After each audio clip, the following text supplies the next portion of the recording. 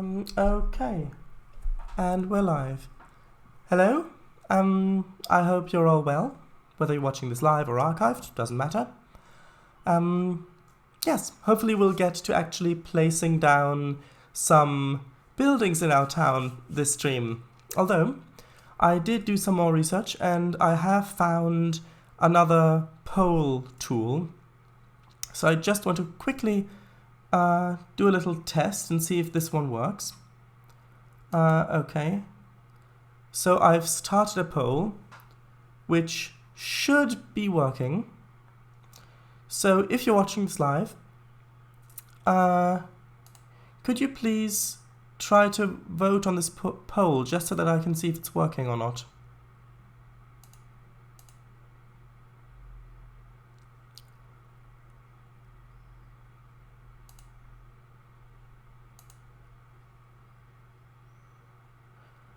One second. Because originally I did try the Twitch Picks poll, but I couldn't figure out how that works. So now I'm trying out the polling extension.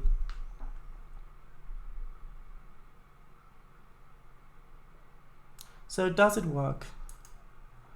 I'm not sure if you need an account to use that. Oh, and hello, another TV viewer. Nice to see you again. We'll get started in a minute or so. Let's see.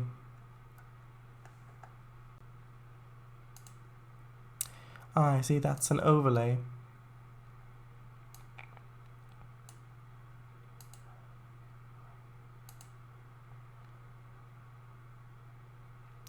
Okay, I'm just quickly checking to see if this has worked, or maybe it should have worked if what I believe to be true is actually true. Okay, well, we can see if that works a bit later. Let's see. Okay.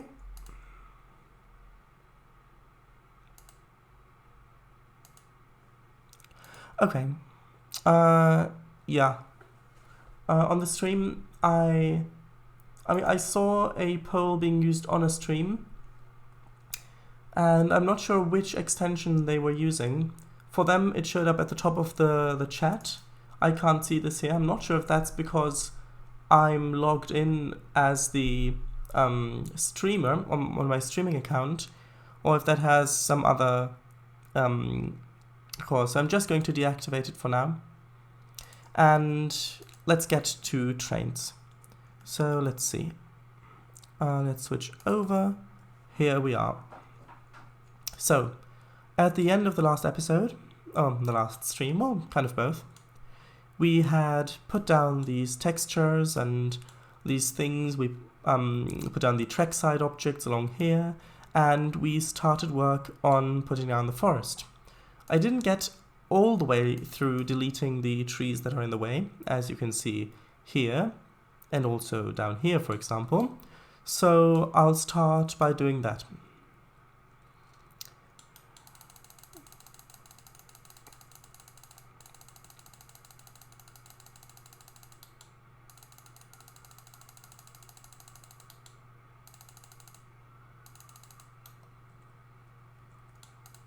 And I will actually get rid of the trees that are on this little slope here, because this is very clearly built up, and I doubt that trees this big would have grown there, or at least it doesn't really look right to me to have them there.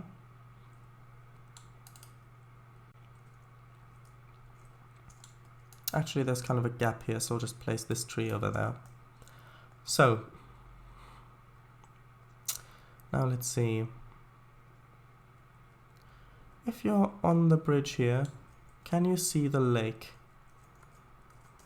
You can kind of, but what I'll do is I'll actually put this terrain down just a bit more over here so that you can see the lake a bit better. Okay, and if you're wondering what that has to do with deleting the trees, it has to do with whether or not we should delete a few more of these trees. Because if the player is in cab mode, so if the camera's all the way down here, you're looking over, then you can't see the lake from here. But when you're all the way back here, you can maybe just about glimpse it through there. But you don't really get a good view of the lake in cab mode until you're on the bridge. And then if you're back, when you're back off the bridge, there's the forest again, When you're out here, then the ledge is so far away that you don't see the lake. If you're sort of from this position. So we might actually put this down a bit further, or we leave it as is. And hello, we've just gained another viewer. Hello. I hope you are well as well. Yes, so we might just leave it as is and think that expect that the player is going to be a bit more dynamic with their camera operation, so that when they're driving along here and they want to look down in the valley, they're actually going to zoom out a bit like this and then look down the valley as the locomotive's driving along like that, and kind of look around with their camera as they're going, in which case we can leave the trees and terrain as is. I mean, we can come back to this a little later. For now, I'll just continue removing some of these trees here.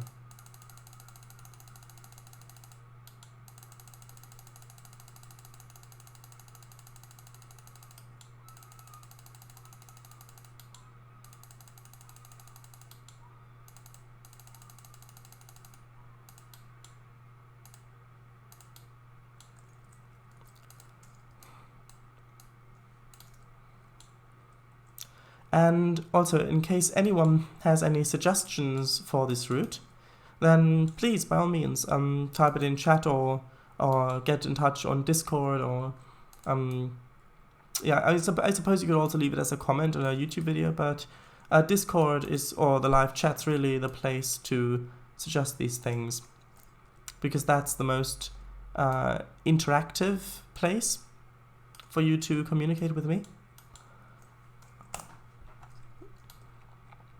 Okay, so let's see.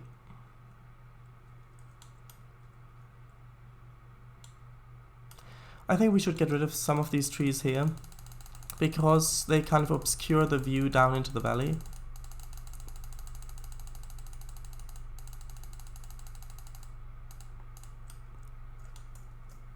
Maybe something more like this. I think that this is a lot better. Maybe even get rid of a couple of the tall ones over here. Just so that we can see, actually, yeah,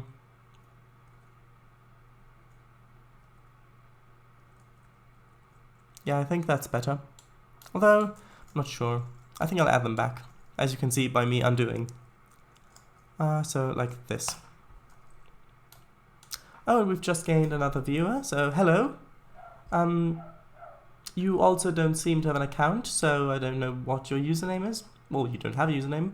So whoever you might be, hello, welcome to the stream. I'm just finishing up deleting some of the trees that we don't necessarily want where they are. Yes. After that, we'll do the texturing, and then we'll get to placing placing the town. I think I'll place the town before I do the splines, but I will paint the forest before I do that, because the forest ground texture will actually have a very large impact on the feel of the area, which will then in turn impact the sort of houses we choose and where we place them. It's all connected, as well as you know. Yeah, so that's why I'm doing this first.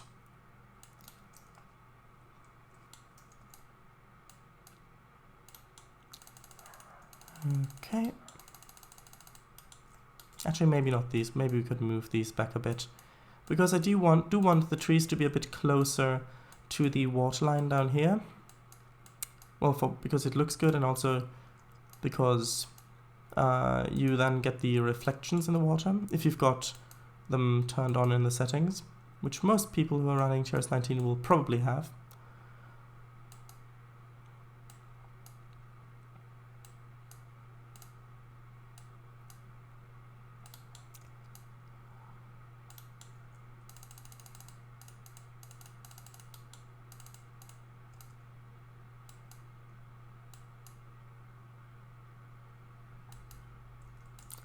Okay, now, actually this one needs to move back just a little bit.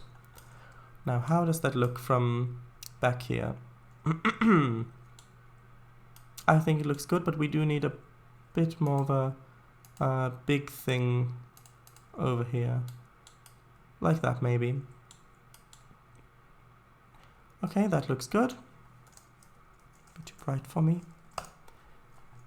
Okay. Now we just need to get rid of some of these trees over here.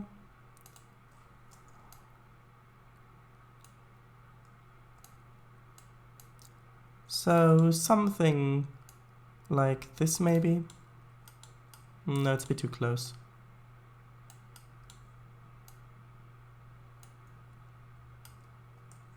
How's that? Or maybe this one back here and then put the spline in there, if we do want it there. So like this. Oh, this one's in the way still.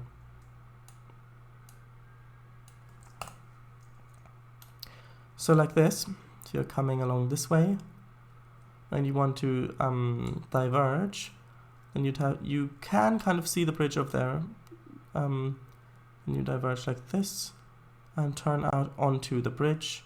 Because over here, if you're coming the other way, going like this, cross the bridge, and you just kind of turn into here.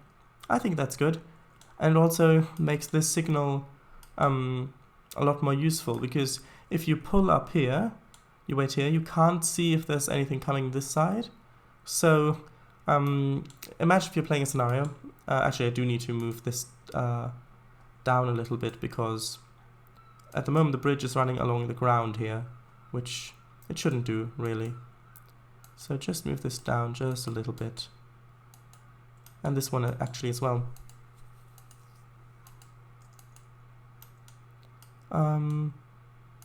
I think this is much better. Let's see. Something like this maybe. You could actually add some more of this cliff texture over here.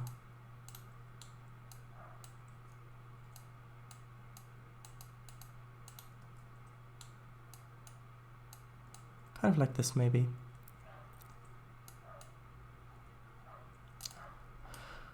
Okay, yes, what I was saying before.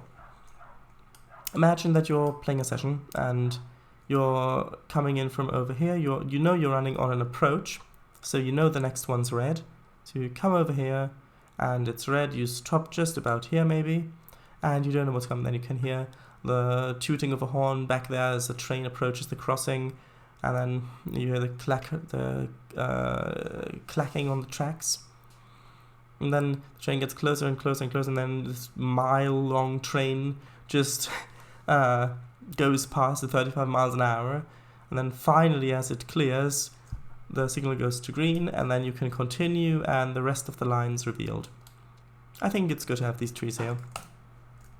So, does this still look okay? Yes, it does. So, let's see. Oh, right, there are still trees. Or are there? No, we actually did this. It looked like the trees were placed on the road like this, but as it turns out, no, I already cleared them there. So that is most of the trees done. I do still want to maybe delete some of these here to get rid of these sort of straight edges that you can see running along this way. So just a couple like this, and then going back the other way, just kind of smoothing the curves. Something like, well, actually those were there before. So something like this. Maybe a bit more over here, because this will actually also show up on the map, because we are painting the terrain texture, the forest texture underneath this.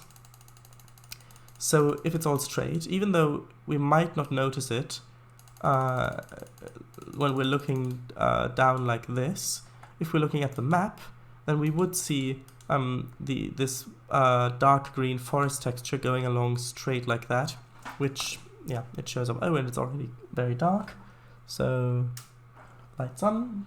And yes, I mean, it is very cloudy outside, so it is a bit dark earlier than usual. Okay.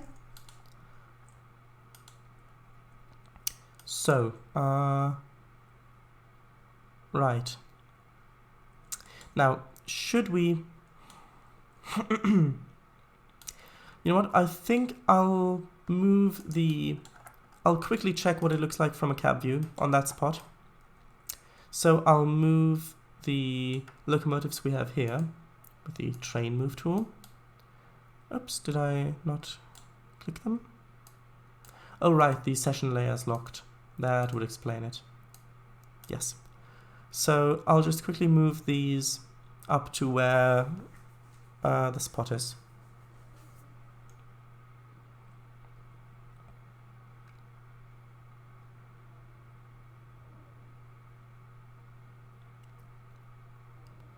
Okay, so let's go from about here. I'll quickly hop into QuickDrive so we can test this. Okay. So, well, with this locomotive you don't really have that great a view out the side.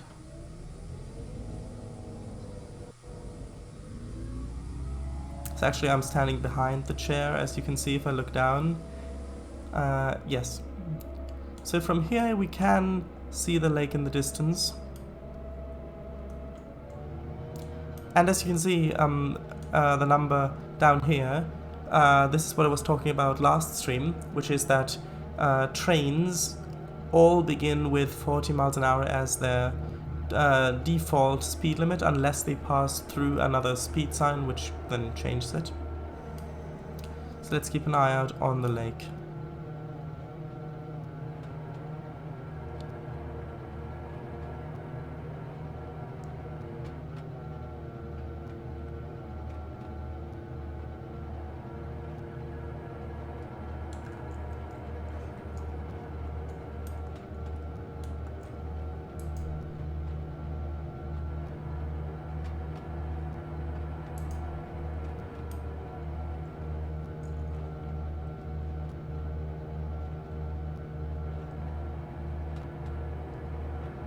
Okay, so this is where the trees begin, and no, we can't see the lake at all.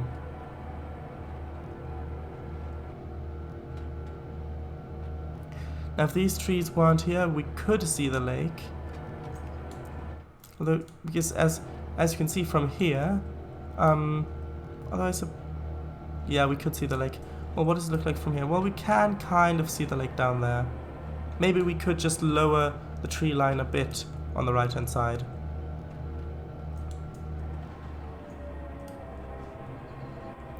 And then as we're approaching the bridge, we can see the lake quite clearly down there.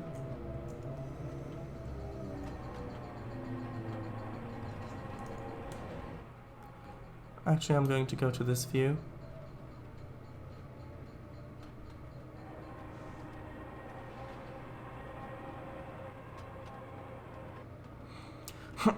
And then I'll just quickly check from back there where the tree is clear away. And we do need to put in the whistle boards here as well for the crossing.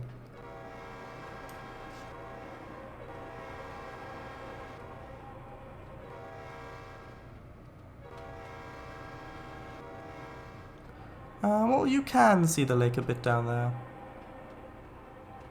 Not very well, though.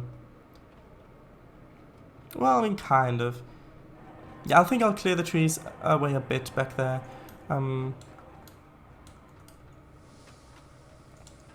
Yes. From this angle, kind of, yes, you can see back there, that's fine. Okay, so I'll just quickly clear away some of those trees, as I said before.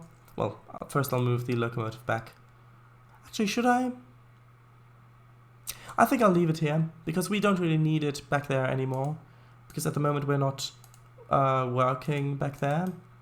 So we'd only need to drive all the way back here. So I will kind of remove these trees here to open this little area up just a little bit more. We could leave a few groups of trees a bit closer, sort of like this.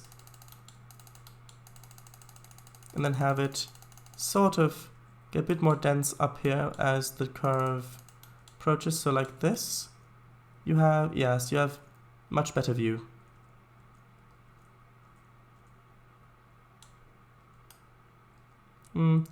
Well, this is not really that. Oh no, I didn't mean to delete this one. Meant those two, and then maybe this one. Well, that one's okay. I do want a little other tree here, like this. Okay, now, right. Now let's paint the forest texture underneath, and then we can get started with placing buildings. Probably, unless I think of something else that we need to do before, but I don't think so. I think we can get started then.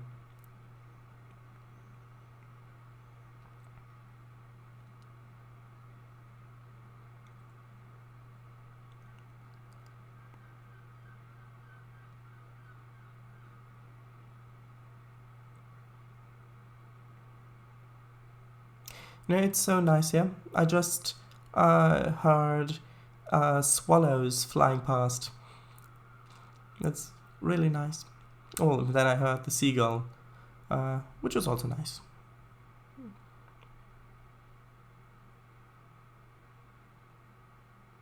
And I'll probably need to go over this area again with the grass brush just to clear up some...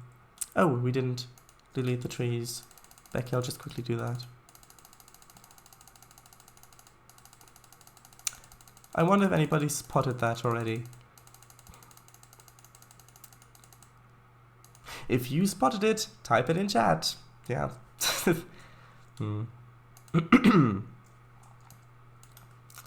No. I think the chat should be used for more... How should I put it? More honorable things in a way, like giving genuine feedback and input on things, or reporting that maybe bringing it to someone's attention that they've missed something that could save a lot of time later on. If you've noticed, that kind of thing should be put into chat, I feel, but not just answering stupid questions. Like that, for example, just now. Okay.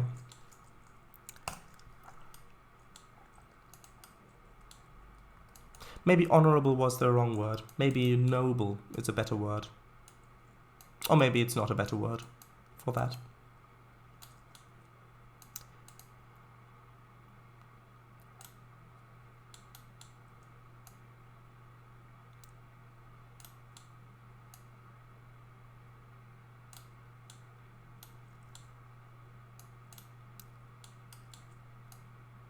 Oh, also, that reminds me about the crossings and intersections that didn't work last time, whether the traffic just got stuck. Well, last time and the time before last.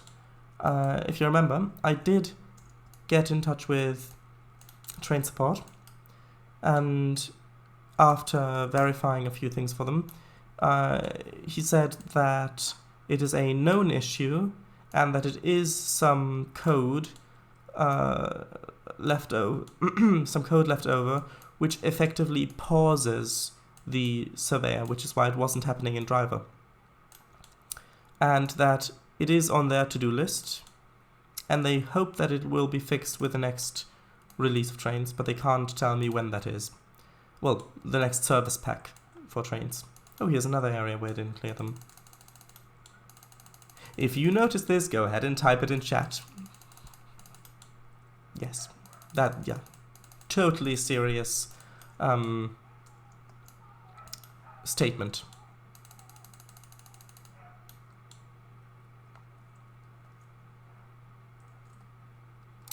Okay, quickly save.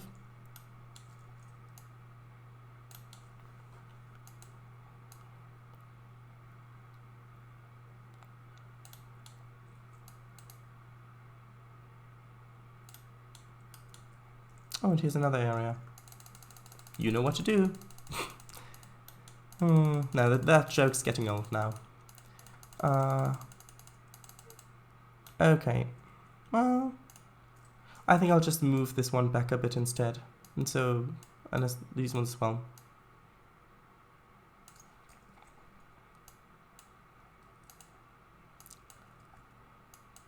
Yes, and these areas do take a little bit more finesse than the just sort of general forest. And I don't mean the person, I meant general as in not specific, or yeah.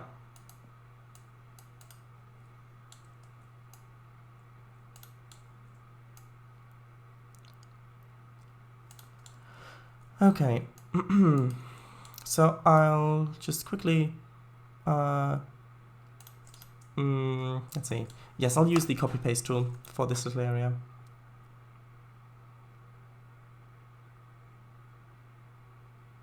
Oh, come on, don't tell me that it's gonna take ages to save again. I mean, we only had this last stream.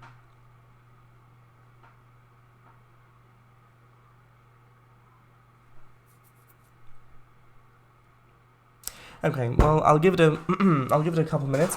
If it doesn't save, I'll do what I did last stream, which is force quit it and then revert the changes to the last committed save.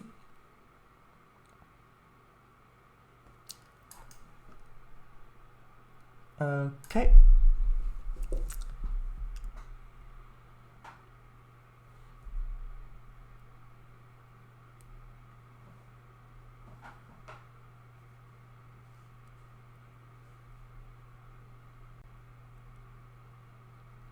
Just wait for one more minute.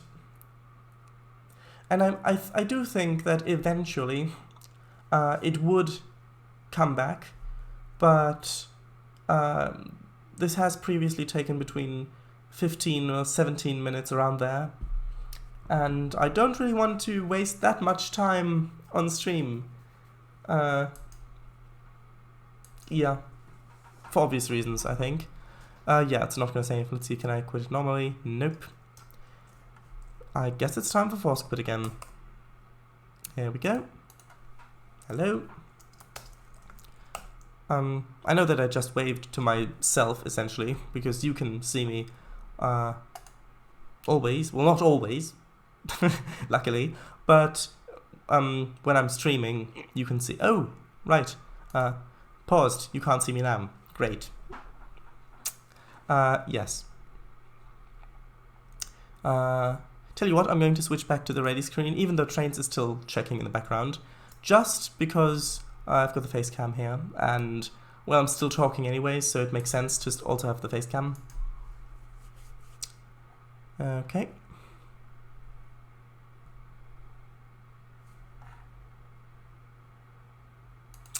Okay, Trainz is just starting back up. Oh, it's a really tiny window again. We'll be back shortly.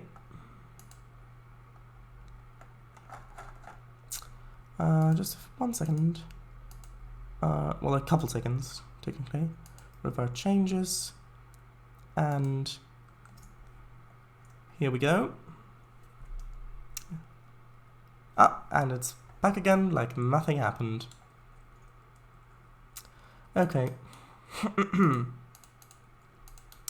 So I am going to, well, maybe not as far up as that. So I'm going to copy this area. And paste it down there.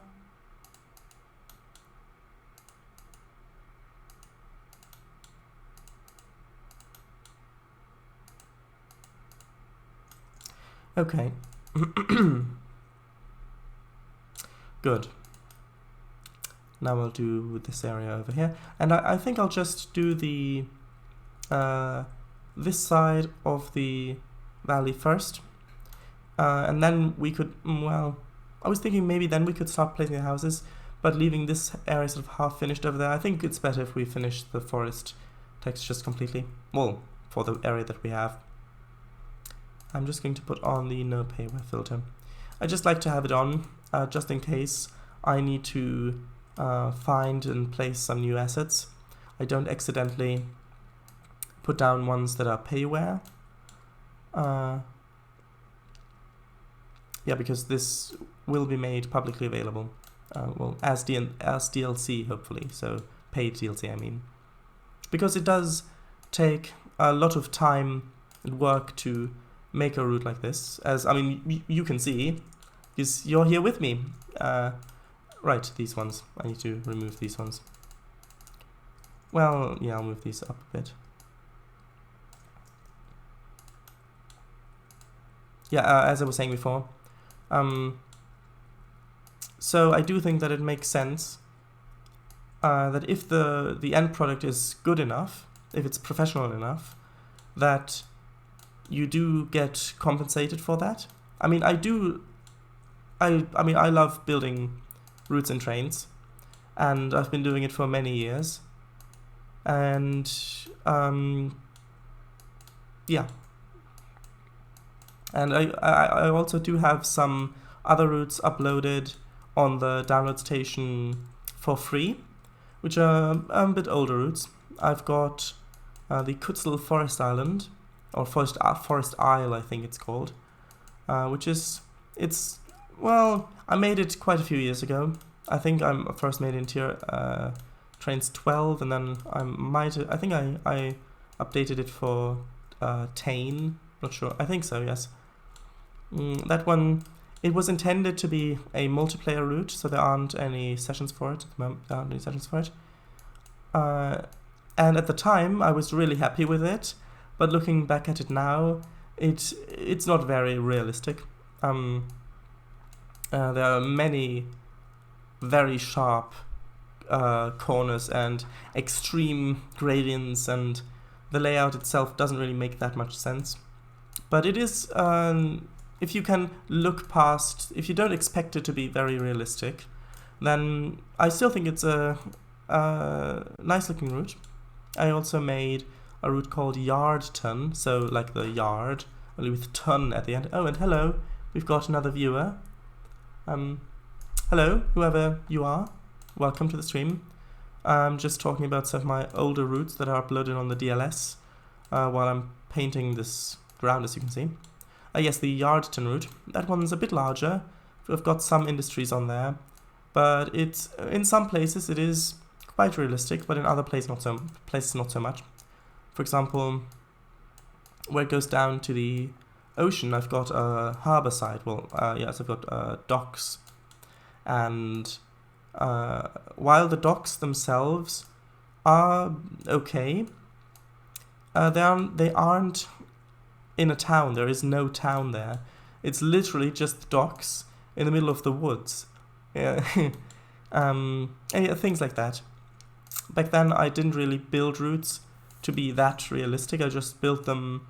I was just thinking about what I think looks nice or what would fit here, and I just built what I wanted to, like what I felt like, without really thinking about the story behind what the story behind why these things would have been built the way they are, or why they are the way they are. So yeah, those routes are on the DLS, and I've also the latest one I've uploaded is actually one from 2017 or 16, I think.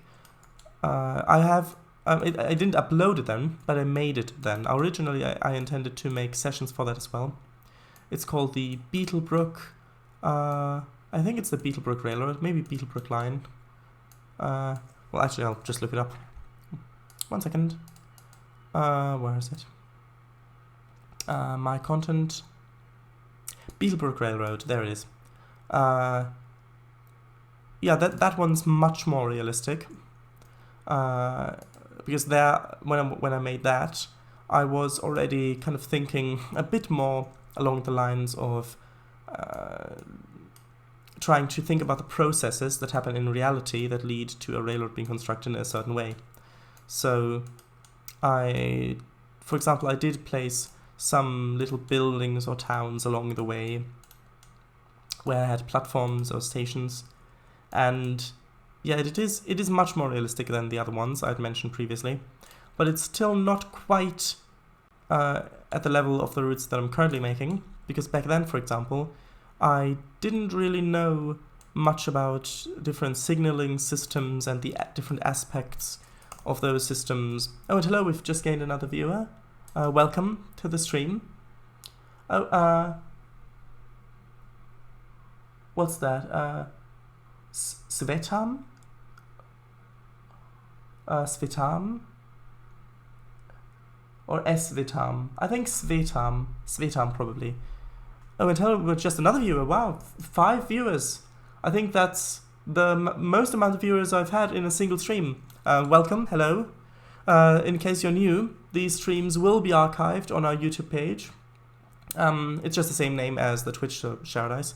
Yes, what I was doing is I was just painting some forest texture underneath the forest before we get on to placing down some buildings for this town area. Yes, so with the Beetlebrook Railroad, yeah, oh, right, I need to delete some trees here as well. So with the Beetlebrook Railroad,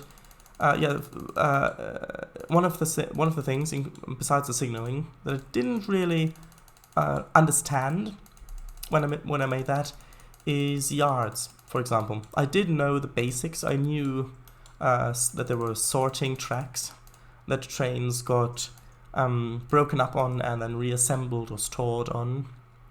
So I did know I did put that down, but I didn't know the basics. For example, I didn't know that most yards have runaround tracks or arrival and departure tracks or yard leads or any of those things. So that's so the Beetlebrook Railroad is kind of a good middle point example, I think, in terms of realism at least, from the older routes that I've uploaded on the DLS, like the Yardton or Kutzel Forest Isle with a Q, that is.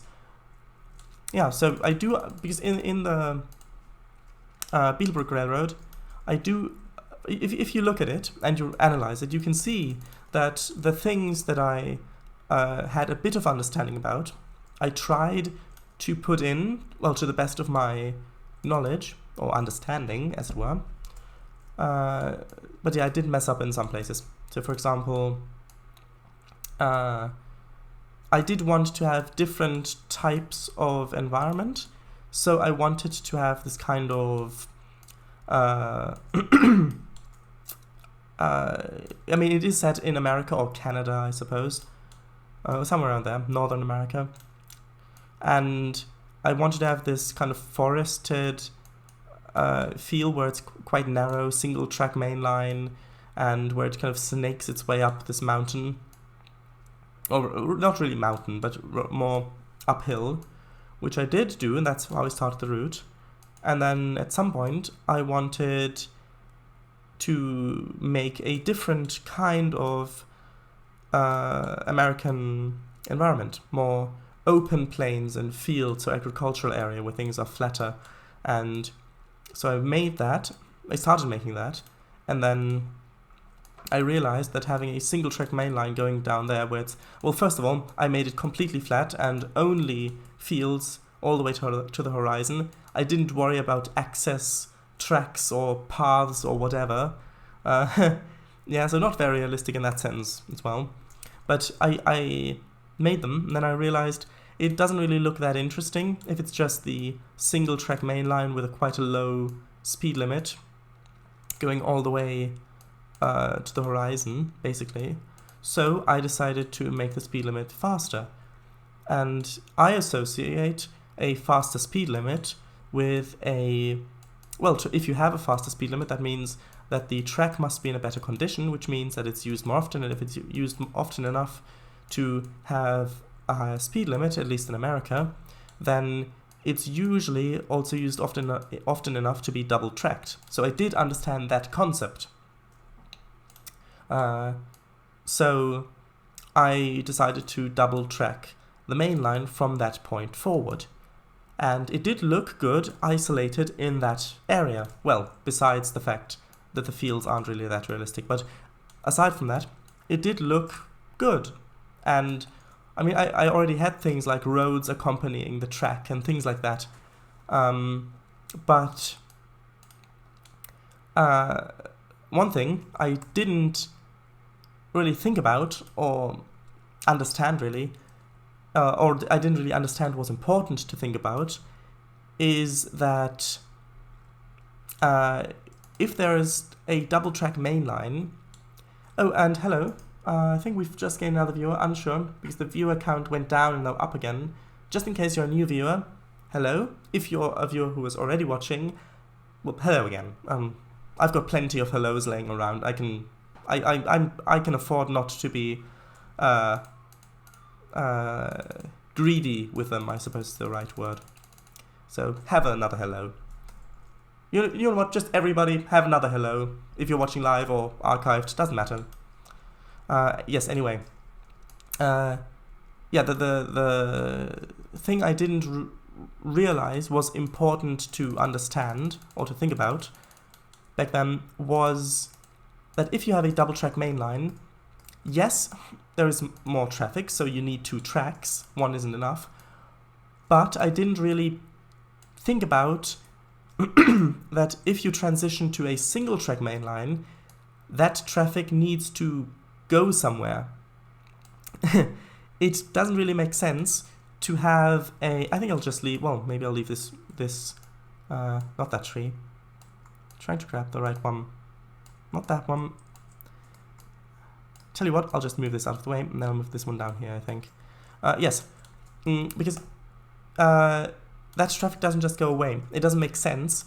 It doesn't make sense if you have a double track main line, so one up track and one down track, and then at some point it just becomes single track and continues like that, because yes, the traffic along the double track part can flow much quicker, but then when it gets to the single track part, it all just bunches up again, because the traffic can't flow as fast as it's coming in, so you'll just end up getting a traffic jam along the double tracked area, and so the double tracked area is useless. Yeah, because because you have that bottleneck of the single track main line. So yeah, it's useless to have that. If you do have a double track main line that goes into single track, then you need to have some sort of either branching path where some of the traffic goes this way, some of it branches off this way, and so the two what was I saying? The traffic that is basically divided up. So even though that along the double track main line it's very dense, the traffic, it spreads itself out over the branches. So that's one way of converting back or converting to a single track main line. Or if you don't want that, or if you don't want to make, if you don't want that, I mean, you don't even have to make the entire separating branch. You could just have it branch off and then go out of view a bit and then just have it end. I don't mean actually make the ending, just make it a fake way that you never intend the players to go down. So that's one way you could do it. But if you don't want to do it that way, then the other way is that you have a some sort of point of interest, something that would draw a lot of traffic along the railroad. So for example, something like a town or something like that. If you have some industries there, for example, a steel mill. If there is a large steel industry in this area that you're making, and you want to have double track main line going for a part of that, then you could put that steel mill there so that all of the coal trains or iron ore trains that are going there that share the double track main line go there, and then they terminate there and turn back around. So then that way you would lower the amount of traffic that the now single track main line would need to support. But I didn't think about that. I didn't even know that it was important to think about those kind of things, if you want to make a realistic route, that is.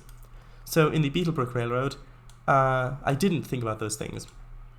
So I do have the main line just transitioning from single track to double track. At some point, I even have a transition over to quadruple track main line. Just as I thought it would look good. Basically, I made the scenery and then thought, oh, it would look nice if this was double track mainline instead, or if it was triple track or quadruple track mainline or single track mainline. Yeah. I mean, the route does look nice. It's got some beautiful scenery on it. But yeah, it does have a few problems like that. Also, some of the turnouts, the switches or junctions, are very, very steep on that route. Because when looking, the thing is, for example, if you look at this junction here, if you look at what I did when I made those junctions there, I looked at it from the top only. Oh, someone typed. I really like your discussion. I'm keen to see that someone is streaming Trainz on Twitch. How do you find Trainz 19? Oh, well, first of all, thanks for typing something in chat.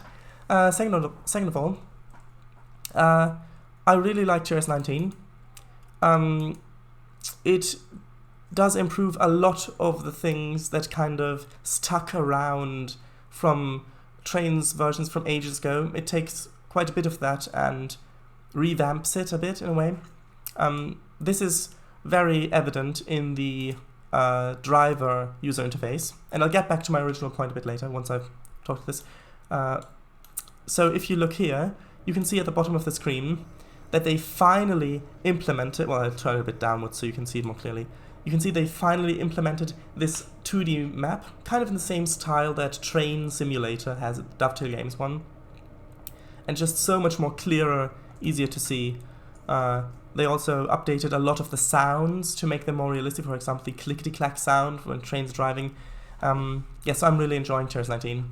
The only thing that I have about it that I don't really like is that, well, it's kind of a double-edged sword in a way, because they did revamp the graphics a lot. For example, things are actually shiny now. Things can be shiny with the new PBR texture, the physically based rendering textures. For example, the tracks here, you can see how shiny they are, and that does add a lot of realism. It also adds, it's also with the water, so you can see how that glints and things like that. Also, they massively improved the weather effects as well. But the thing with that is that if you look at things like this, it looks fine. But if I turn the camera around, you can see how dark the forest has suddenly become. And with speed trees, it's not that bad. But with 2D objects, like for example JVC trees, 1 second, I'll get back to my original point. I haven't forgotten it. So for example, some birches. So if I place these down like this, 1 second, you weren't supposed to see it yet. But if you place them down like this, you can see they look okay. If you use 2D objects on your routes, for example, like distant objects or things like even closer a bit, which I did all the time.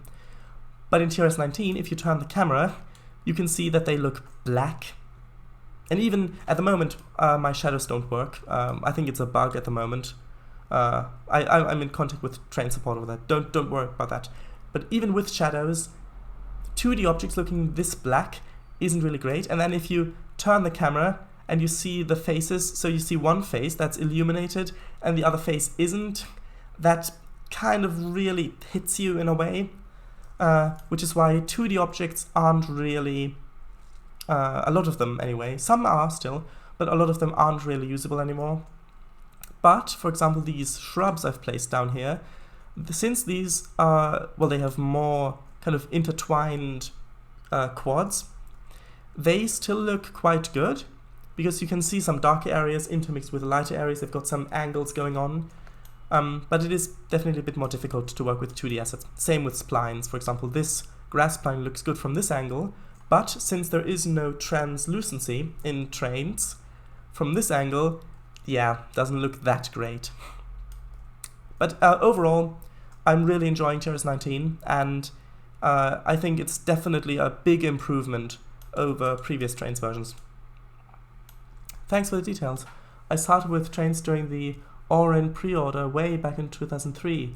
Oh wow, you're a long-time user, and used it religiously until about 6 years ago when they switched to the online store and removed almost all the free content. I'm interested in getting back into it. They removed free content? I'm not sure.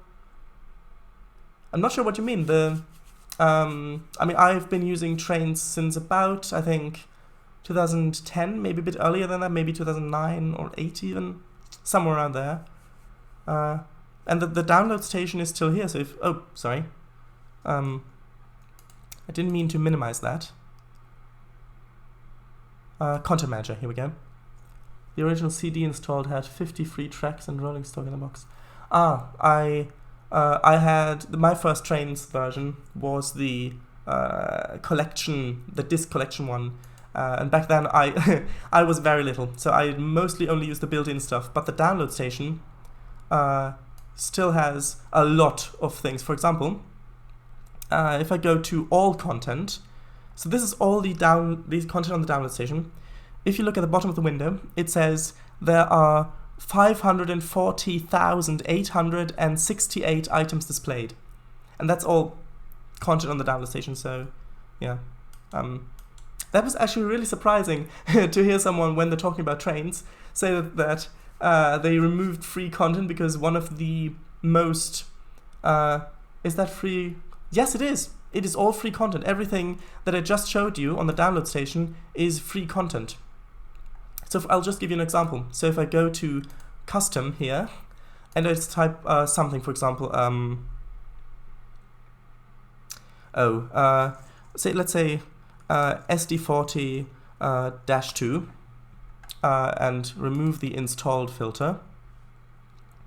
Let's just say this top one, no, well, not the top one. Let's do this one. This one's quite a characteristic one. The ATSF SD40-2. If I right-click and download, I'll download this. One thing to note is, even though the content on the download station is free, Trainz limits you the download speed to about 10 kilobytes per second, which means it can take a long time to download something. So usually what I do is I select a whole bunch of assets, or write down the KUIDs and then let them download overnight. But you can buy a first-class ticket, which I actually have one active at the moment for the stream. So I just downloaded this. So now if I go over here and I look the search filter to today, you can see that I've just downloaded this SD40-2 here. So yeah, not a great text. Oh well, it updated. I think I need this to spend more time with it then. The default GUI shows a whole bunch of layouts, but they all require purchase. I think that's what turned me off. Pay $60 USD for the game and then immediately get hit with you. Yes, yeah, I know. That is a turn off as well. So for example, if I go back here, with the Trainz, with this Trainz version, it did it as well. They updated the menu as well. So it shows it shows DLC down here as well. But if you go up here to source and you can go to download station, and then it shows you routes on the download station here as well. Actually, no, the blue ones are download stations. Sorry, my mistake. The payware routes, I think, are green. Not sure. Anyway, I usually leave this on my content. But that being said, it does take a long time to make routes in Trainz. Well, good-looking routes anyway. So I do intend to put this route up for as a paid DLC, because it's just let me put it this way. Combined all the time I spent making this route, if I got a different job, I would make a lot more money. So even though I'm not in this to make money, because I love creating routes and making content, it is nice to have a bit of a return on that. But yes, I will only put it up for as payware if it has met a really high quality mark, and I feel that it's actually worth the money. So if I would purchase it for that price, then I would. That's the only way I put it up for sale. Otherwise, I'll just upload it for free. But yes, so thank you very much for typing in chat. Yes, so now back to what I was saying originally, which is that back on the Beetlebrook Railroad, I used to, when I'm making junctions, I used to always do it from the top. So I had, back on the session layer, of course, because I went back out and in again. So now, also, a thing they added, which you might not know, are layers. You can add layers and then place objects on those layers, and you can activate and deactivate layers during a session with session rules, which means you can do just so many more really interesting things. You can have objects either that are only on one session. So for example, if you're making a steam day special session where the steam locomotive's touring the railroad, then you can make a layer in that session and then put all the crowds of rail fans that are here to see the engine on that layer, and you can only have them active in that session. That just opens up so many possibilities. I mean, I even made a session for a route which will be published soonish, where it's a seasonal route, so the assets are seasonal as well. So in the winter, I have a winter session where I've placed snow splines on the tracks and then put triggers in, so that when the player's driving this snow blower, this rotary snow blower, and then the player drives along the track, and when the player hits the trigger and clears the other side, it changes over the layers to make the splines look like they're on the side of the tracks. So it looks like the player's actually dynamically clearing the snow. I mean, you can see that there is some thing going on with layers, but at least you can do these type of things. Yes. So now back to what I was saying originally. I used to make it so that I made junctions from the top down, so I made them kind of like this. And if you're making junctions from the top down, this looks like an okay angle for a junction, which is why, but if you look at it from this angle, you can see that it's quite steep. I mean, this is still okay, but back then I had a lot less experience with junctions, so a lot of the junctions in the yards are quite steep with that route. The Beetlebrook Railroad, which, by the way, is available on the DLS for free if you didn't catch that, sorry. I know that I'm repeating myself a bit. I don't know if they're new viewers or something. So, now I'll get back to putting down the forest texture here. Yes. Okay. And when this route will be finished, the route itself, I will also I did say this in a stream a couple of streams ago. I will also live stream some session making. I won't live stream all sessions because then, well, it gets a bit boring after a while to watch, I mean. And also, mainly, I want people who either buy the route, if it does end up as paid DLC, or download it from the download station, I want them to have surprises still left when they're playing. Yes. So, yeah, I think that was about all that I wanted to say on that topic. No, I want to say one more thing, right.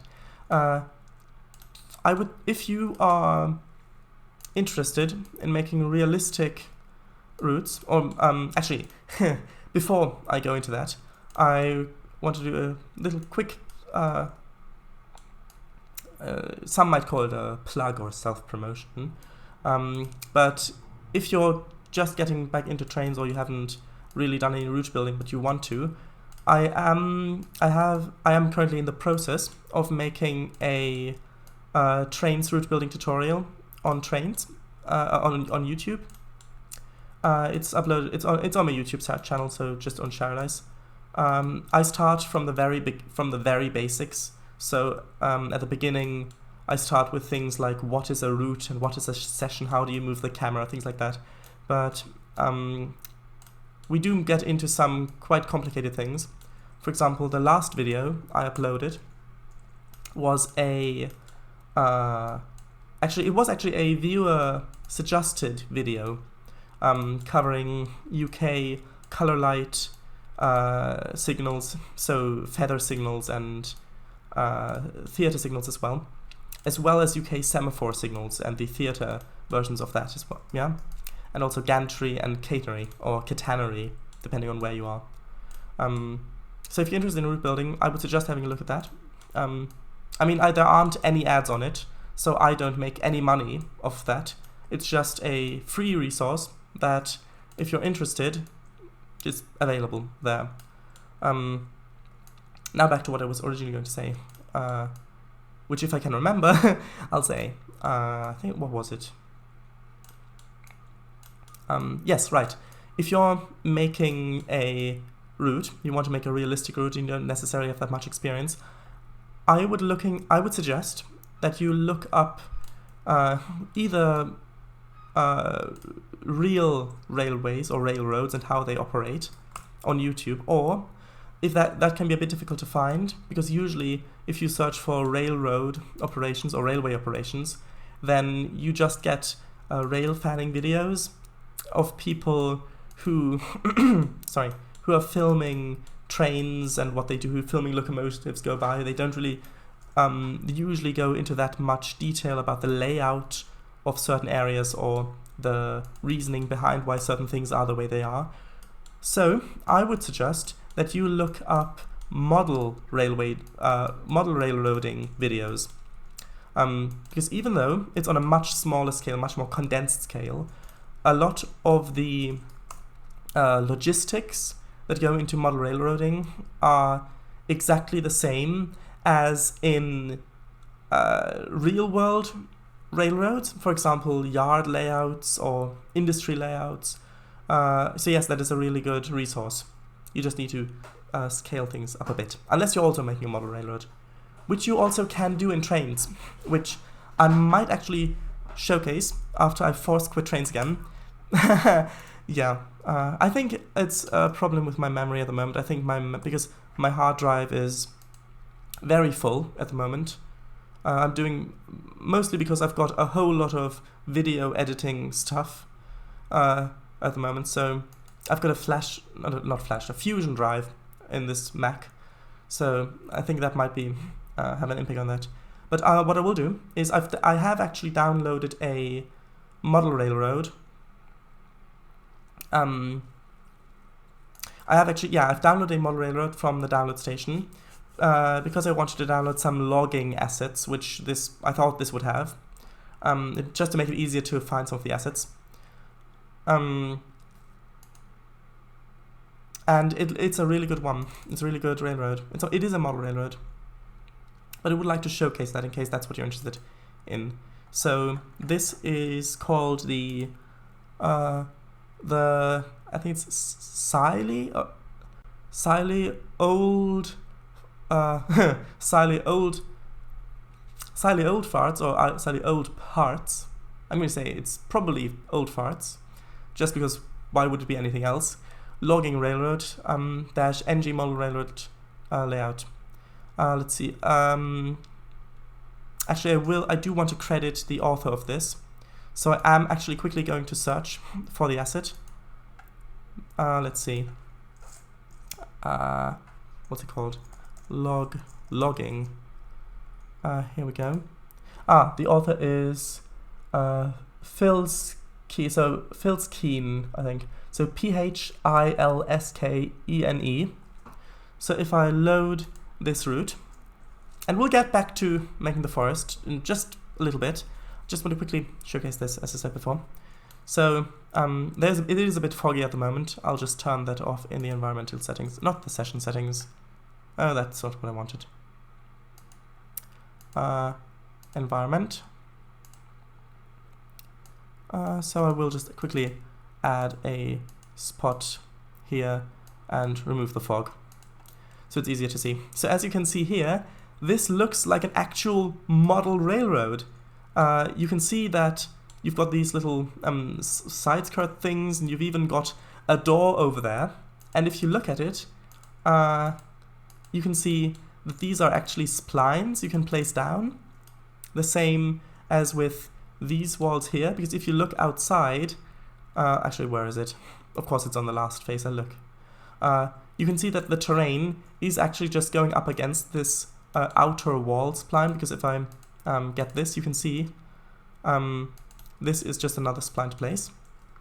So if you want to make model railroads in Trainz, it's totally a doable thing, and it's quite easy to do as well. And you can even change the unit measurement thing. So if you go to edit route, or if you create a new route, actually they've got it on real scale, but here under working scale, which if you create a new route, you will be asked for this, you can select a model railroad scale, for example, N gauge or O gauge or whatever you want, so that if you use rulers like this, it will actually give you the length in the scale that you've chosen. Because if you look behind these side skirts, you can see that the terrain is actually just going down here. But yeah, for example, I can't think of any other train simulator that can do this. Does that mean that it's usable as a planning tool for IRL layouts now? I mean, I don't see why not. I've actually, sadly, never built a real model railroad, even though I'd love to do it. They are just very expensive and you need a lot of space. Can you print a 2D layout plan? I don't think so, but what you can do is you can open up the minimap, or you can scroll out like this, for example. Well, I'll do it with the minimap because it's easier to see. Yes, so you can zoom in like this, and then you could make screenshots of this. For example, this area. If you wanted this area, you can also enable or disable things. So if I wanted the terrain map textures to be gone, or the height to be gone, or junctions, you can change things like this. And then you could make a screenshot like this, for example, key out the background, make it white or something like that, and then maybe use that as a template for what you want to make. But yeah, I don't see why you shouldn't be able to do it. Anyway, now let's get back to what we were doing before, which is the forest thing. Because hey, this is a route building live stream after all, so yes. Right, river changes because I had to force quit it again. Also, I think maybe the force quitting, the thing where it gets stuck, might also be connected to if you try to save without actually having made any changes. Which usually it just doesn't save, but maybe that's connected to it as well. Not sure. Yeah. Right. So back to what I was saying, which is that what was it? Something to do with model railways. Ah, yes, right. Got it. No, back further even. The weather. That was what I was originally saying. Sorry to distract you. I stream as well, and it's easy for me to go off on tangents as well. And there's no need to apologize. I mean, I go off on tangents perfectly fine without anyone distracting me. Yeah, if you watch some of the live streams that are archived, you'll see that I go off on massive tangents. For example, not to go off on a tangent, if you go over here, this siding area over here is actually called horror point sidings, and it's just lagging a bit because it's loading the assets around this area because I jumped it. which actually has some deep lore in one of the streams, because I was deciding on whether to use this building or this building here as kind of a crew office, and I noticed that this one has a lamp over there, so I thought what this might look like in a horror film with this cone of light at night and things that might happen here, which is why it's called Horror Point Sightings. So yes, I go off on tangents perfectly fine without anybody interfering.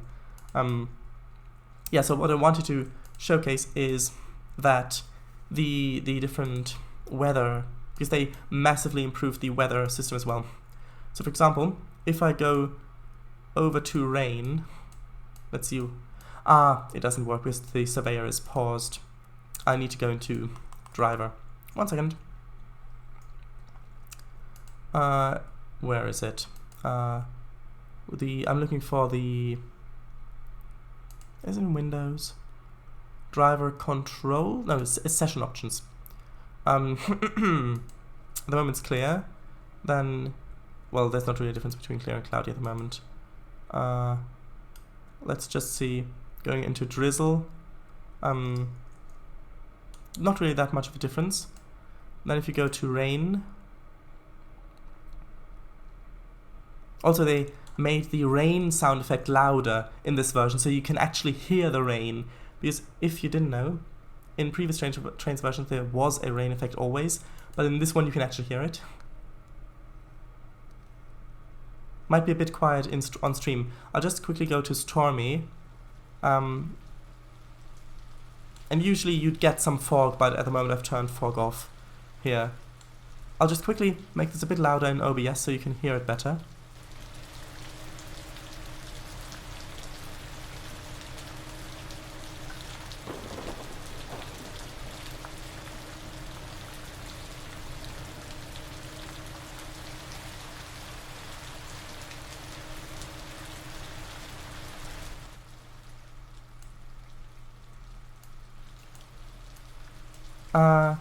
Yeah, I mean, it looks a lot better when there's fog.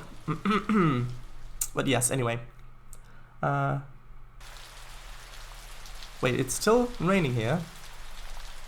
That's strange. I guess that's another bug I've discovered. Might be connected to the other thing as well. Just reload the route quickly. Oh, right. I remembered. You said you were streaming as well. What do you stream?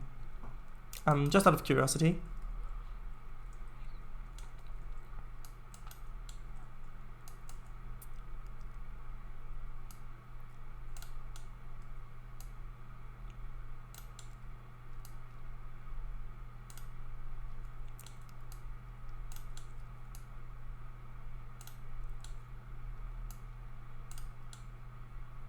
Because I'm just asking because I am really interested in watching some other sort of Trainz or maybe train simulator content as well, because I do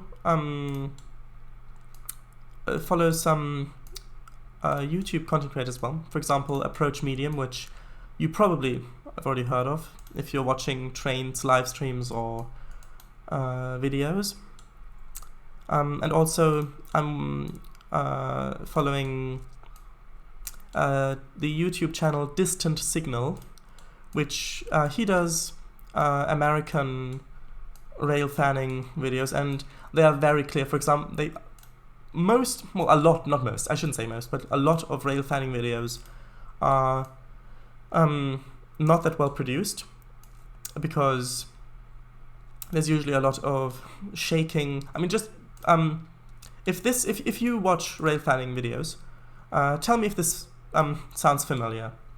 Okay, well, a lot of shaking and or juddery images from the program trying to compensate for shaking, and then completely what's the word?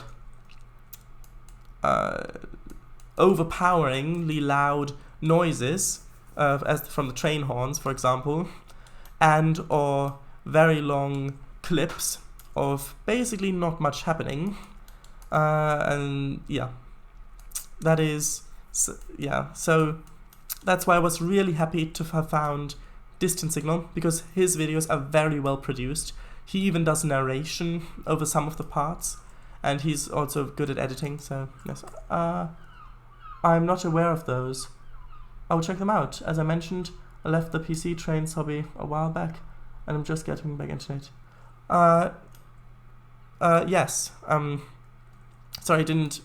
I think I might have phrased my question wrong. I was just mainly curious about what you were streaming. Doesn't necessarily have to be Trainz.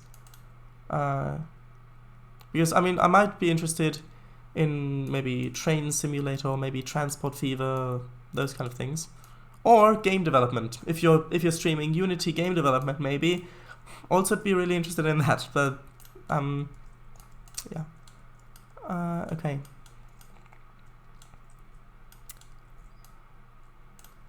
Let's see. I'm just putting down some kind of cliff here, because this has been clearly cut out through the Trainz it fits. I stream computer / electrical engineering training stuff. FPGAs, embedded systems, etc. That sounds really interesting. Do you stream on Twitch or on YouTube or some other platform? And every once in a while I stream old classic DOS games and DOSBox. Okay, so you stream on Twitch? Yeah, that's really interesting. Do you have any do you archive your streams?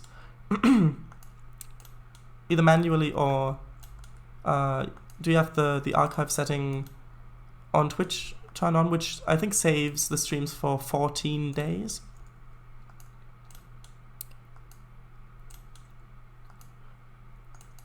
I need to upload my old ones. Okay. Yeah, that actually sounds really interesting. I might actually stop by sometime. What do you have a? Because I'm not affiliate or partner, so I lose them after 14 days. Yes, that's what I mentioned. What I meant before. Yeah. So do you have a streaming schedule, or do you just stream whenever?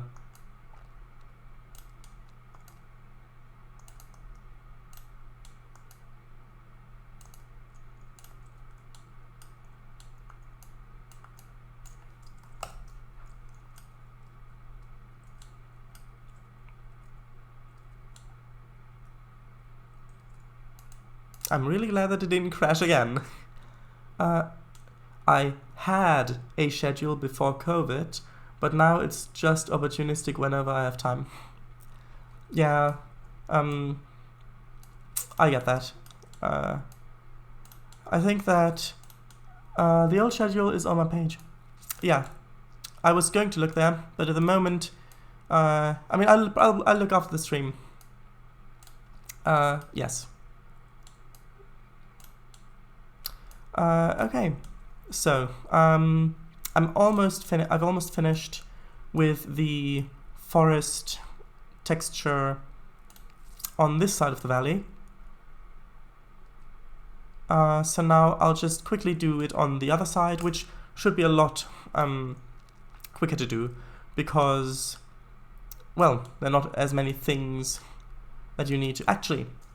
Speaking of things, should we have, well, we do need to have some sort of texture here, some sort of dirt texture maybe. So I do actually have a little puddle, over here,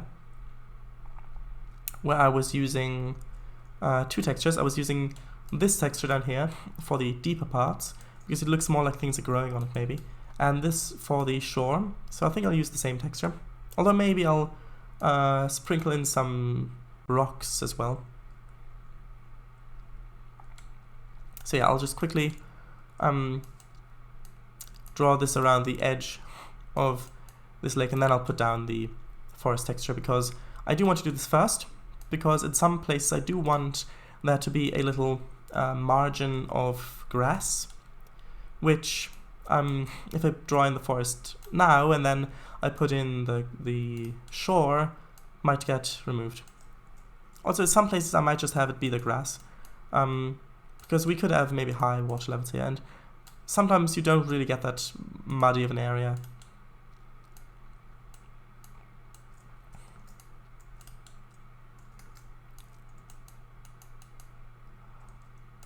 Okay.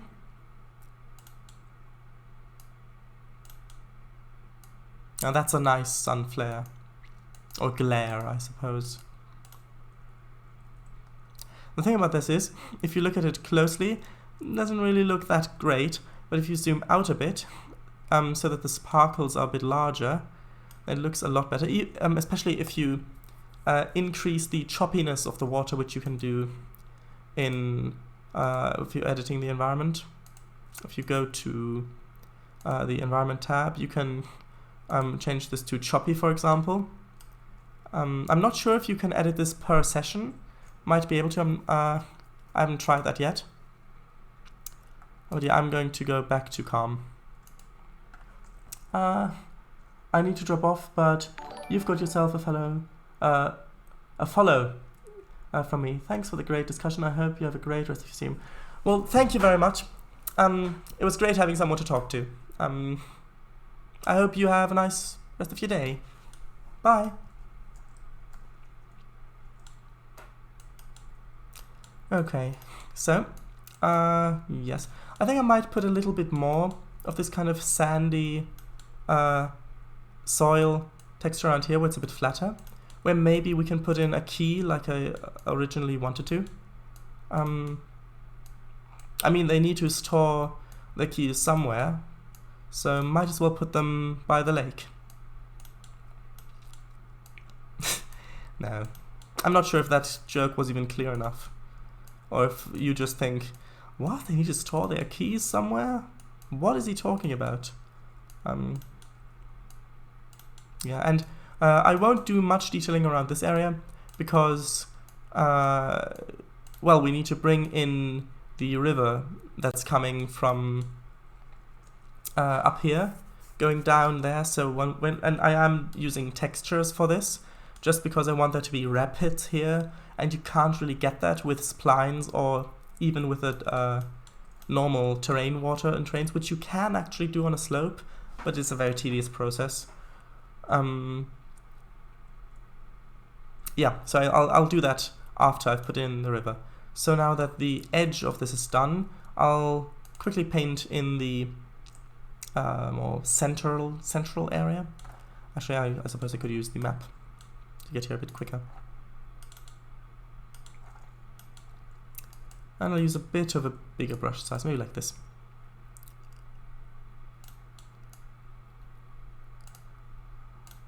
Okay. Right, and you can't really see it that much, but it is, well, for one, it is visible on the map just a little bit, not really on the stream, but just a little bit. And also if you look in closer, then it is visible. I mean, I do tend to go into quite a lot of detail in my Trainz routes. Even, oh, and I've just switched over to the users in chat view. So, hello Commander Root, welcome back. Hello Sweet Hale or Sweet Hale? Probably Sweet Hale. Hello Sweet Hale. And yes, Steve Tam, no, Svetam from before. Hello, still. Nice chatting again. Wasn't sure if that was the same account name, because in the chat, the A from am is capital, but in the users in chat menu I've got here, it's lowercase. So I didn't recognize that as the same name at first. But yes, welcome back to the stream. Just doing some underwater terraforming. And if you didn't know, if you put the camera underwater, there are underwater sounds. Might not be able to hear them, because I have turned the game volume down quite a bit because of the locomotive, which was quite loud. Yeah. Once I've finished the lake, I'll do the forest texture on this side. Oh, so that's well, it's mirrored. So on this side of the valley. And then we'll get to the houses. And this, don't worry, this is not a trope from a soap opera where it's like a thing between characters that's just being dragged on and on and on for season after season. Like if it's a love story, there's, I mean, if you know anything about sort of some TV shows, won't name any names here, or soap operas. Even if you haven't watched them, you might know. Will probably know this. Or might know this. There's usually some sort of love conflict where there are these two, maybe a love triangle. Well, it's not really a love triangle. Because actually, okay, quick tangent. Because I do also do tabletop role playing, both as a player but mainly as a GM at the moment, and I have some experience in writing stories. So a term that gets thrown around quite often is love triangle, which people seem to think means that you've got three characters, one here, one here, one here, and these two characters both love the same character, so this character needs to choose between this one or that one. Now, that's not really a triangle, because if you draw the arrows of love, so the Cupid's arrows, if you will, then you draw one from the top down to this one and one down to this one. That's not a triangle, because you need one going over this way. So a love triangle is actually when this character loves this one, that character loves this one, and that character loves the first one again. So it kind of goes in a circular motion. So that then you've got arrows connecting all three points in a triangle. But that term seems to be a bit misused. Although I suppose that when a term gets used a lot in a different meaning, then does that term then get used properly, since the most common use of it now is the other use? Interesting question. Don't think I've got time to answer it at the moment, especially because I was originally saying something different, which I don't think I remember now. Might come back to me. Okay, now I'll just start copy-pasting the ground texture below this. What was I saying? Something to do with stories. How did I get on the love triangle? Oh, right, soap operas, right. Right, I remember. I was saying that the thing I keep saying we'll do, which is that we'll get to placing down some buildings, is not like in a soap opera or certain TV shows, again, not naming any names, where there is a love triangle where it gets dragged through season after season. We've got one character and they're supposed to be together and everything's working fine, but then, oh no, one character did a really stupid thing, and instead of talking about the thing and solving the issue, the characters break up again, and then the other two get back together, but not really, because they secretly still love each other, and then they get back eventually 2 seasons on down the line, but then they've developed a fondness for the other character, and then it just gets dragged on through season after season after season, just everything being recycled. And they always tease you. It always looks like, oh yes, they'll get together in a couple episodes. Yes, we'll get to that in a couple episodes, and they drag it on for season after season. Don't worry, I'm not doing that with the town buildings here. Probably. I can't see into the future, so I don't know that exactly, but probably. Yeah. I mean, I don't even know if you would if you would let yourself be dragged along like that for this thing at the moment, I mean, you might the rest might be interesting enough. Although it would get a bit obvious if the entire route is already this big, so this large, all this area filled in, and everything's perfectly detailed, and it's just this little area where we still don't have any buildings, and I'll say, okay, in this stream, we'll just finish up this little area over here, and then we'll get to placing some buildings in this town. And then that I don't think that would fly, unless it becomes sort of a running joke, and that's the point of it. But since I'm making the route here and I want it to actually turn out well, I'm just going to do without that and put down the buildings. Although we might get to that in a couple streams time. So yeah, but we'll get to it soon, right? Yes. Although that's not a promise, we'll get to it. We'll get to it soon. Okay. 1 second.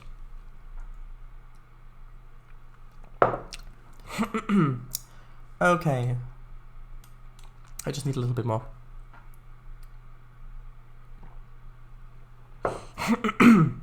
Good. Just been talking for a while.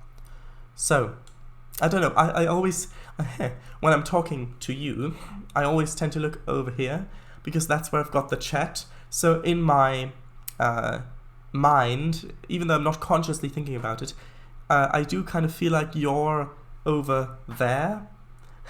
And when I'm talking to you, it's like I'm talking there, even though if I'm talking to you, what I should be doing is looking up at the camera and talking into the microphone, so it's like I'm talking directly into your ear. But this is what I'm doing. So also, creaky wooden chair. Yes, it's nice, isn't it? Okay, so I was going to say maybe because we've almost got the texturing down, and this is not seriously, this is not a continuation of the joke from before. I'm genuinely thinking that maybe we could put down the other grass textures here now and then put down the buildings. But since we might have, well, if we do put down a key down here somewhere, we will need to put in a road, or at least a dirt track, kind of winding its way down here, which will then impact the patterns of the other grass textures around here. So I think we'll just get started in putting down the buildings. I know, shock, big surprise. I'm sure it'll make the headlines of The Guardian, or at least, well, what's the other? The Mirror. Is the Mirror? I'm sure there's, no, The Sun.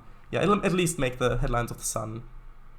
Yeah, so, first things first, activate the no payware filter, and then I'm just going to search for store, because as I said before, I kind of want there to be this kind of storefront going along here.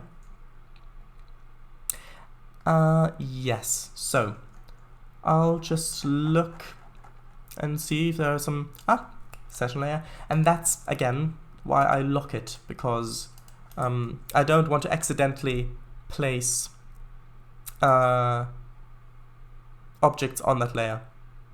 Right, so let's just start out with this.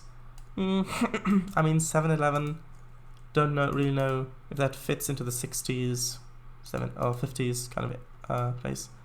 No. Let's see. No. Oh, that's the thing. Billboards. Right. Wawa water. Wets whistles well. Gotta have Wawa.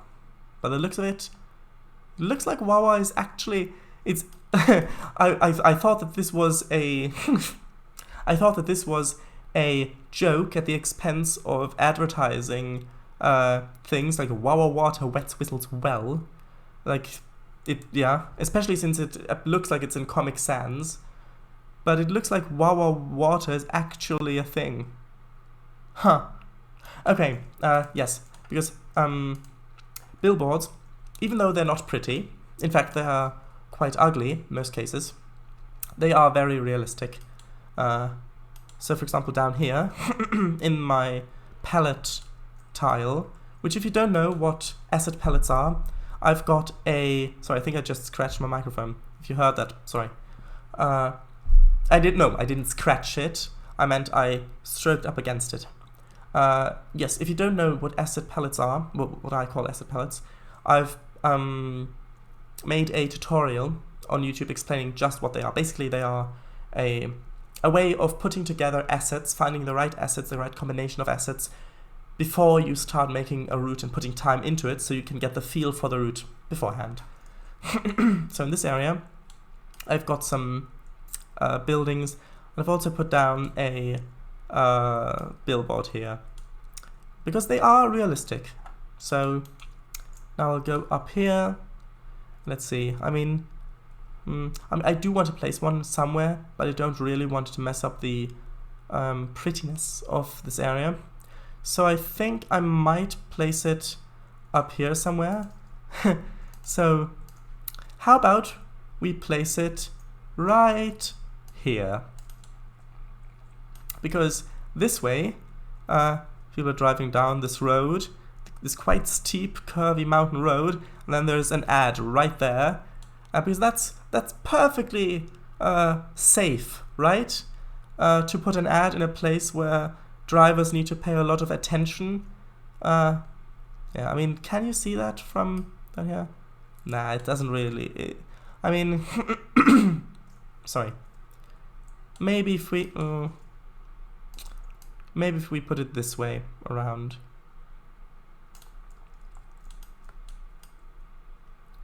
Kind of like here. Nah, not really convinced. Although it does highlight that the road actually continues up there.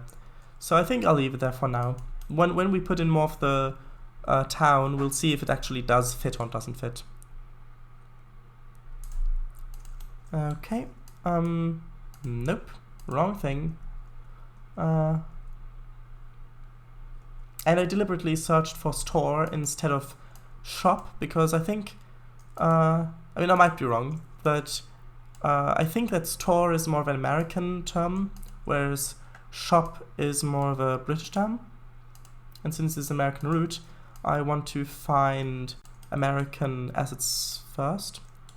This one might work. Oh, also, just noticed, these roads don't have any sidewalks. Right. Okay, I won't replace them at the moment. I mean, I might do that off stream. Or maybe I'll do it on stream, who knows. But first I'll put down some more of these shops. Cumberland Farms. I mean, I'll leave it here for now. Maybe we can replace it later. No. No, too large. No. Debenhams, yes. In 1950s, 60s, North, East America, definitely. We definitely need Debenhams. I mean, that brings it all together, doesn't it? Gembrook store. I mean, nah, don't want to put down a butcher.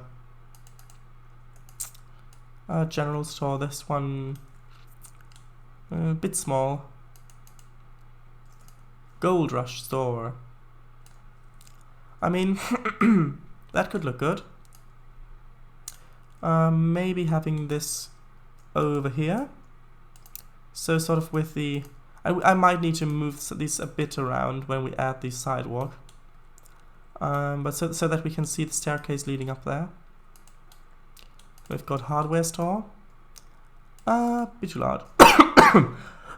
Sorry. Spit got in my windpipe. Apologies again. Okay.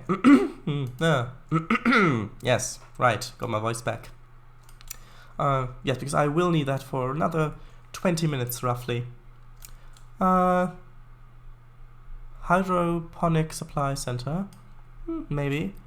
Depot, pizzeria, family dining, catering. Sure, why not? I mean, this seems to fit in. And I'll probably leave a little bit of a gap here for a little bit of a parking area. Maybe put some bins back here. Or what are they called in America? I think there's a different word for it in America. JP convenience stores, Memory Mart. Oh, look at that! They've got now on Android Trainz. They've got the Trainz ad here now on Android. I love it when developers put in little Easter eggs like that. I love Ghost. What is that? Ghost sad?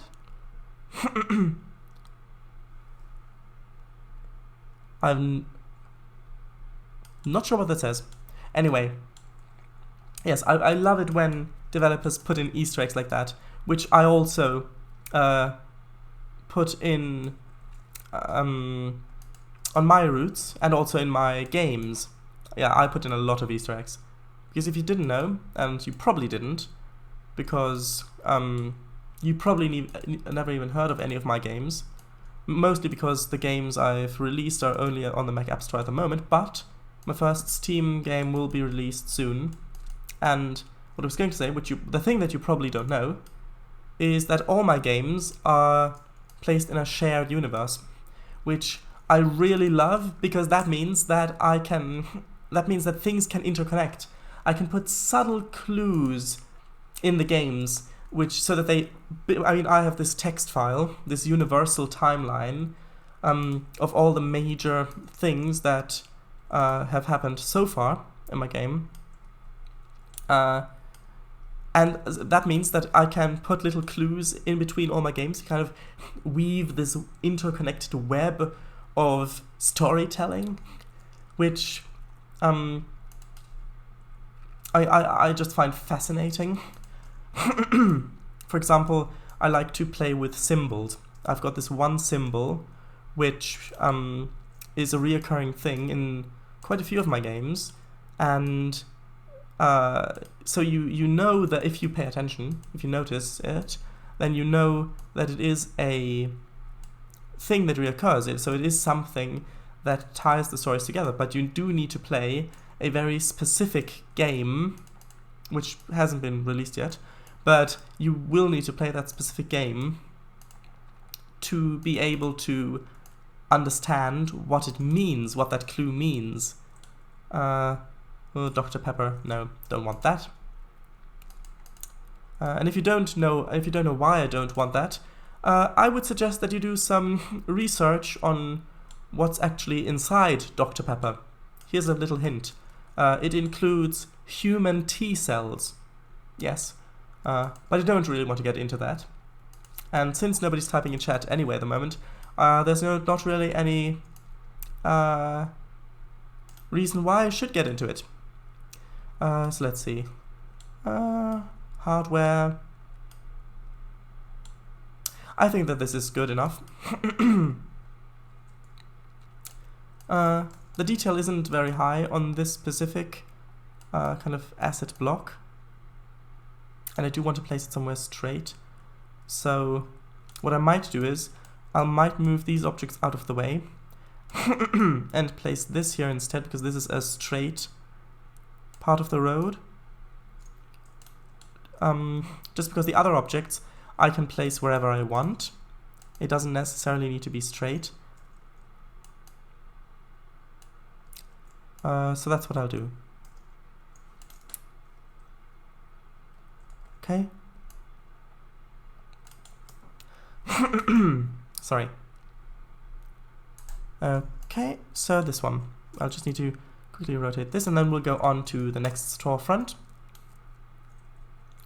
And you can see that it already has a bit more character. Now you can, because now that you've got buildings in here, now that you've got buildings in here, you get a much better sense of the scale of this town. I mean, now you can imagine buildings going all the way up that little hill, and it already feels quite like a town, with a little railroad track going through it, some little stores here, I mean, I just imagine Pete, I don't know why Pete, but Pete with his old pickup truck coming, puttering down the road, turning in, buying some things in here, maybe some ammunition or something for his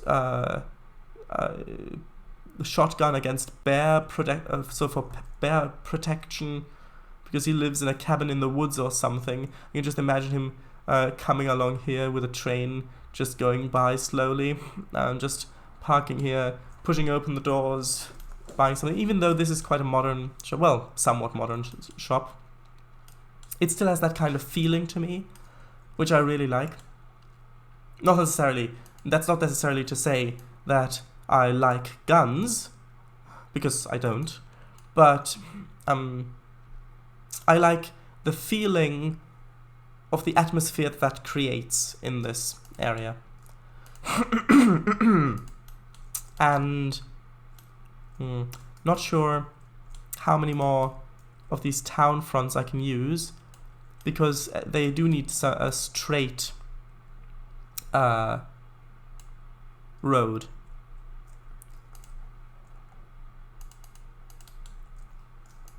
Let's see.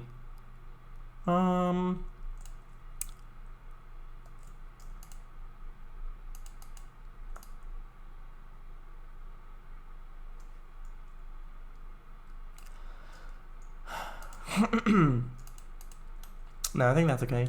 PC World. Nope. Don't need that. That looks decidedly European. Oh, that's just a storefront, which you can put on other buildings to make them into shops. Oops. Didn't really mean to do that. Just quickly save. Didn't crash, so I'm happy. Food Mart, no, we've got the other one. Right. Well, this one says Shell. I will put down a gas station here somewhere, but I think I'll use the one that I used in the other, in the acid pellet thing. Because that one looks a bit more, I don't want to say run down, but I think used might be a better word for it. Farmers market, fresh vegetables, fruits, organic cereals. I mean, it does say Coca-Cola on it, which, same reason as Dr. Pepper, roughly, that I don't really want that.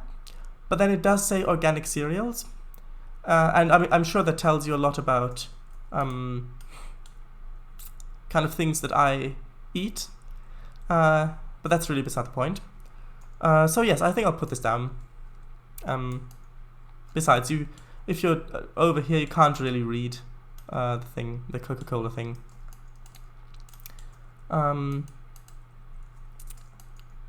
Okay, let's say for lease. Isn't that a famous supermarket chain? I am definitely, because I do, especially recently, I have seen a lot of them opening up, especially around here. Yeah, a lot of them opening up, especially in places where there were kind of smaller businesses in before. Yeah, I mean, that's I mean, it's not a very descriptive name for a supermarket chain, but whatever. They do seem to be prospering. Yeah, I won't place it there.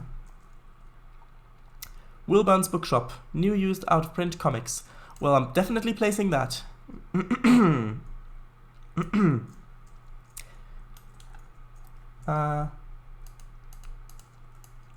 Oh, this one looks nice.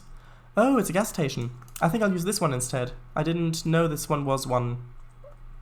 Yes, I didn't know this one was one before I placed it. So I think I'll actually place this here, because this is where the main road comes in, so they might get the most customers here. So I'm not sure if I should place it like this or like this. I think like this might look better, but then it kind of gets a bit close to the tracks. And if I place it like this, then from this angle you can more clearly see the refueling area. And I will put down dirt textures around that when we get to it. Crested Butte, Butty, groceries, CC Nelson, I'm assuming that's property, probably? Oh, probably property. That's a tongue twister, isn't it? Probably property, probably property, probably blah blah blah. Yeah, it is. Just you try it yourself. Say that, say, for example, 3 times fast. Probably property, probably property, probably property, probably property, blah blah blah. Yeah. Getting back to the joke from earlier, if you did that, make sure to leave a comment. Yeah. I really dislike when people do that. I mean, do it seriously and say things like, if you know what 1 + 1 is, make sure to leave a comment. Yeah. Well.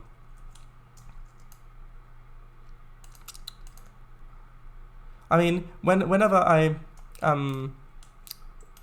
usually I don't really watch those kind of content creators that are that focused on getting the ratings for the videos up high for to get money, probably, because I just don't really need that kind of content.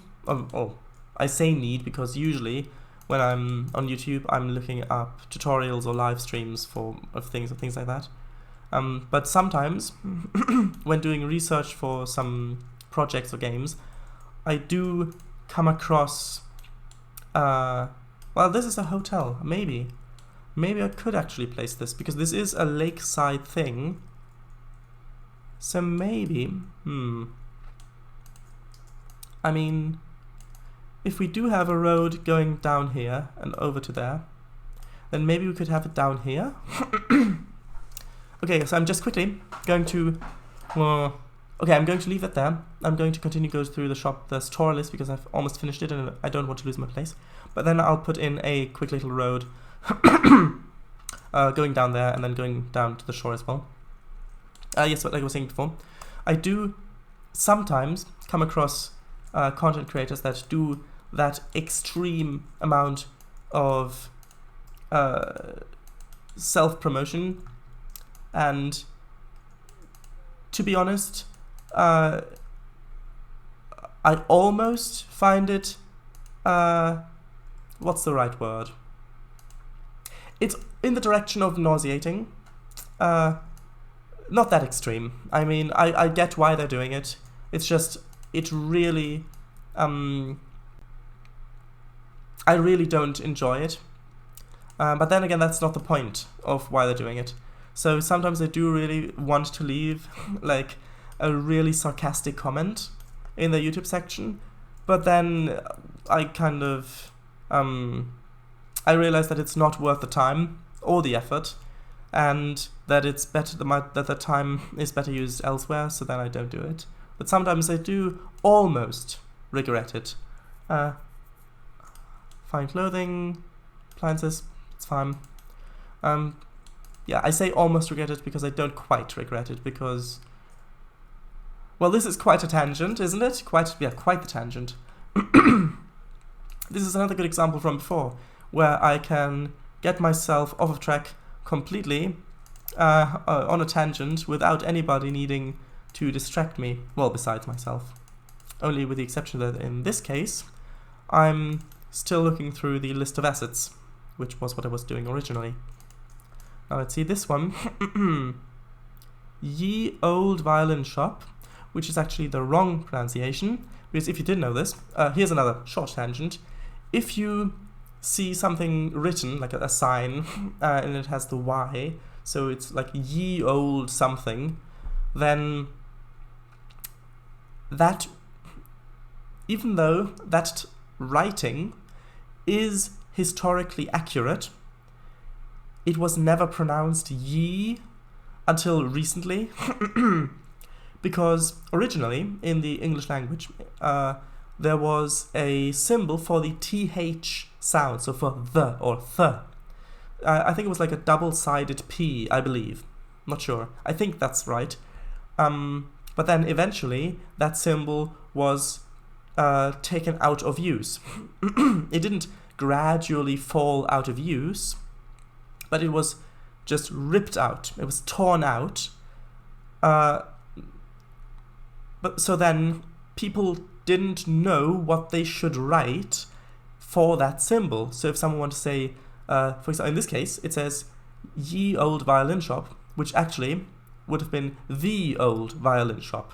But they didn't know what to write for the the. So they picked a letter that sounded kind of similar, so a Y. Because if you say ye or the, it's very similar. But it was still pronounced as the. Only recently, people, and by recently I mean the last, well, I haven't done any research on that, but I would imagine maybe the last 100 years or so, maybe a bit more than that. Not really sure, I haven't done any research, but that feels about right. That's what I mean by recently. People started pronouncing it as ye. People who don't know the story behind it. But now you do, if you didn't already. So this is actually pronounced the old violin shop. But then we get into another interesting problem, which is that the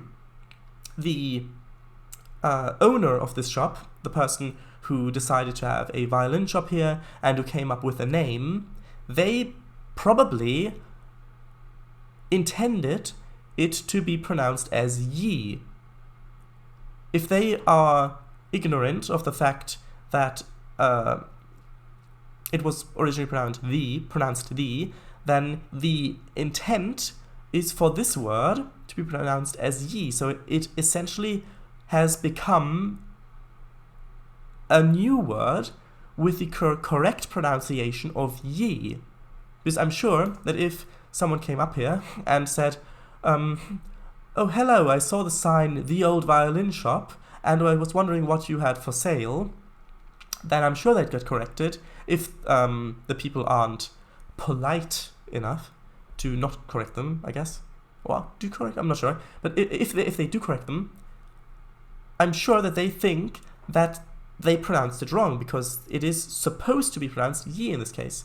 So the question is in this case it correct and true to pronounce it ye?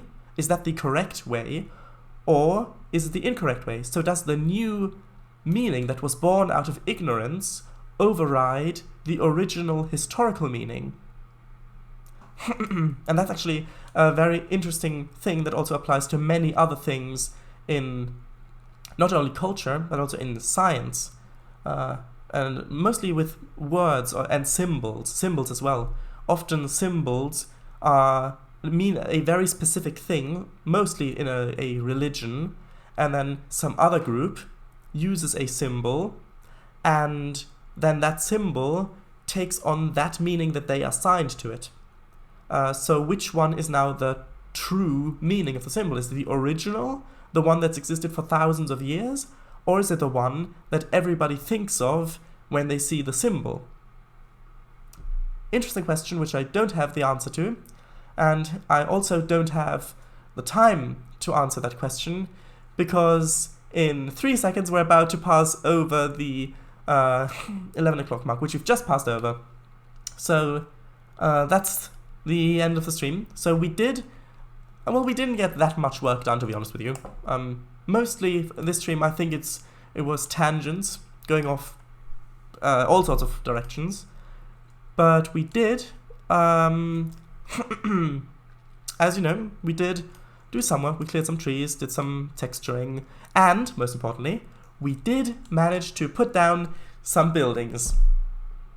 I'm quite happy with that. So I'm going to switch over to the ready scene, and with that, I want to quickly mention again, this stream is going to be archived on YouTube. If you have any input on the route, or if you have any suggestions, get in touch with me over on Twitch.